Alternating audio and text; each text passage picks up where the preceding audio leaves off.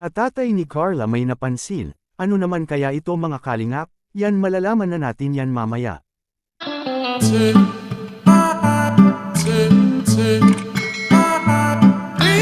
Isa namang mapalang araw sa inyong lahat mga kalingap. Sana po ay lagi kayong nakasuporta sa aking ginagawang reaction video.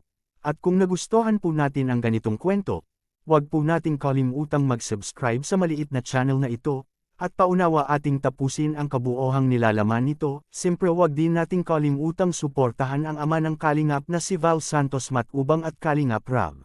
Masaya ngayon ang tatay ni Carla sa kanyang nadarama mga kalingap, di lang sa naabot nila ang mga pangarap sa buhay na kanilang pinagsikapan mga kalingap, at natatanggap nila galing sa mga sponsor na binibigay sa kanila at sa kanyang pamilya, kaya malaki ang kanyang respeto kay Kalingap Rab, kundi dahil sa kanya ay siguro nakatira parent sila ngayon sa maliit na bahay at sira-sira pa. Mabuti na lang na nalapitan ito kay Kalingap Rab at tumulong sa kanilang pangangailangan sa araw-araw, at sa pagpagawa ng bagong bahay mga kalingap. Isa talaga itong malaking blessing na natatanggap sa kanyang pamilya mga kalingap, na sila ang napili na maiahon sa kahirapan na kanilang kinatatayuan noon, kaya ang lahat ng tulong na kanilang natanggap ay binigyan talaga ito ng importansya sa kanya at sa pamilya nito, kaya sinusuklian niya ito nga kabaitan at magandang loob kapag dumadalaw itong si Kalingap Rab sa kanilang bahay. Pati nga sa pag-graduate kay Carla ay nanatili parent si Kalingap Rab sa pagtulong kay Carla at pagbibigay regalo nito, na malaki-laki rin ang natatanggap kay Carla mga kalingap.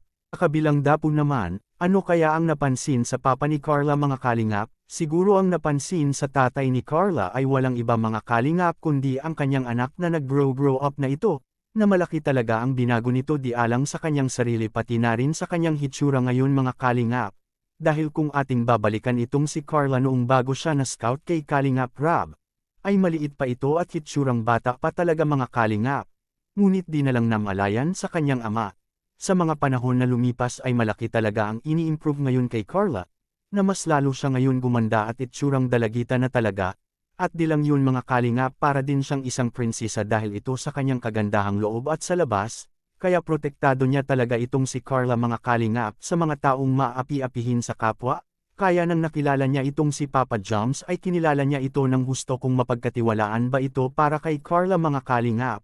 Subalit hindi naman nagkamali ang kanyang iniisip, dahil itong si Papa Joms ay mapagkatiwalaan talaga, sobrang bait ito sa kanyang anak na si Carla mga kalingap, at nirirespeto din siya kay Papa Joms pati na ang nanay nito ni Carla mga kalingap.